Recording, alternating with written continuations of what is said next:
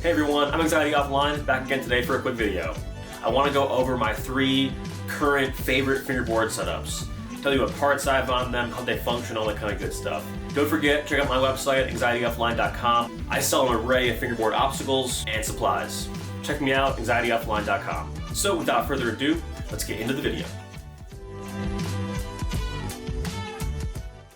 I was going to use this background, but it looks like an interrogation video or something, so we'll go out in the OG background. Before we even jump into my favorite current setups, I want to talk about the humble tech deck, because it doesn't matter how many fingerboards I try, a classic tech deck will always be one of my favorites just to mess around with, have in my pocket, take around, whatever. So this is a regular out of the package. I think they're 32 millimeters. This deck also has abstract wheels and dynamic trucks, and then I got some lightwork bushings on there and pivot cups as well.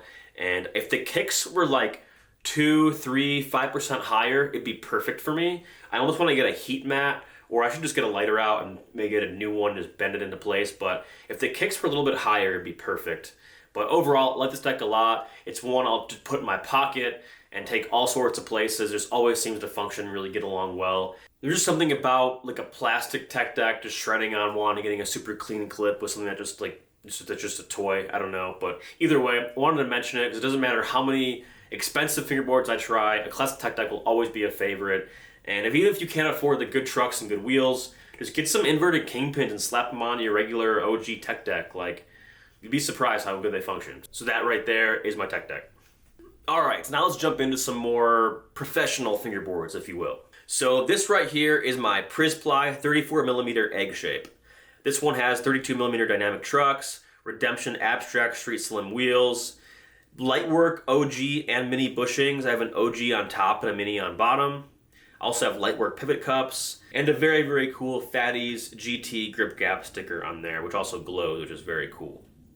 So the Prizply shape is a mellow/low concave, which, if you know me and my channel, something I normally don't use. I usually like more medium, not high shapes, but more like medium shapes. Medium concave, medium high kicks. This one is definitely a little bit low for me.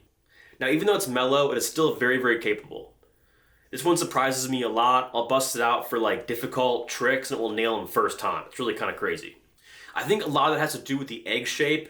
Even though it's mellow, that egg shape kind of gives me more leverage or something. I don't really even know what it is, but it functions just very, very well. This one's also very different from a lot of my other fingerboard setups. A lot of my fingerboards are true popsicles or sometimes boxy shapes. This is kind of like me getting wild, but I don't have any eggs except for this one. This one really opened my eyes to how fun an egg shape can be, and I definitely need more of them in my collection. It's great for street tricks, low ledges, and especially for curbs. The only thing about the setup is it's kind of light. I think eventually I might add some BRTs to get some added weight. And that is my Prizply 34 millimeter egg shape.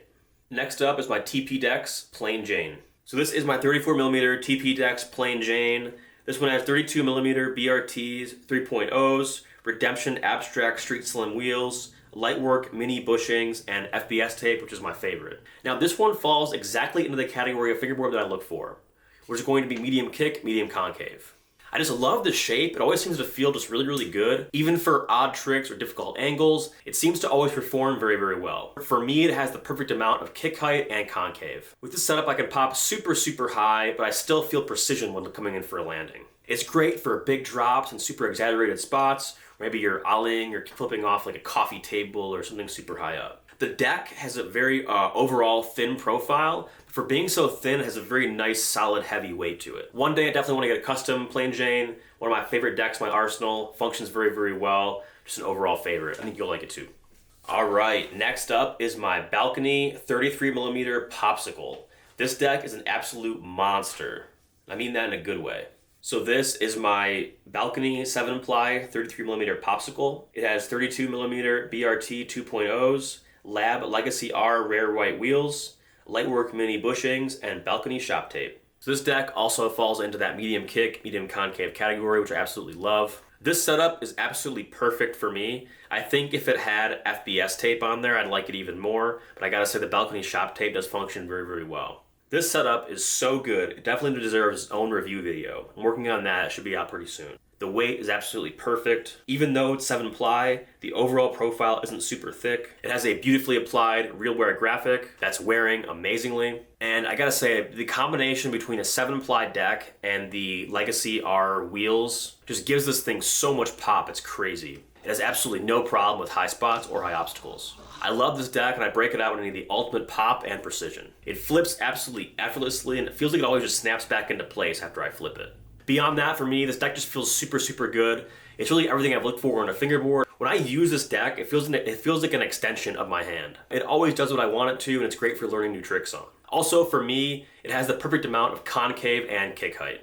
Alright, so I do have other setups that I use on the daily all the time, but I gotta say lately, in the past couple weeks or month or so, these 3 or 4 have been my absolute favorites, ones that I cannot put down. If I want to make a video, mention them, talk about them, and let you guys know kind of what I've been using lately. But that's really about it. So, brings us to an end of this video. If you enjoyed it, please leave a like and a comment. I really do appreciate the support. It really does mean a lot. I do weekly fingerboard content. So if you enjoyed this video, subscribe for more content just like this. Check out my site, anxietyoffline.com, for an array of fingerboard obstacles and supplies.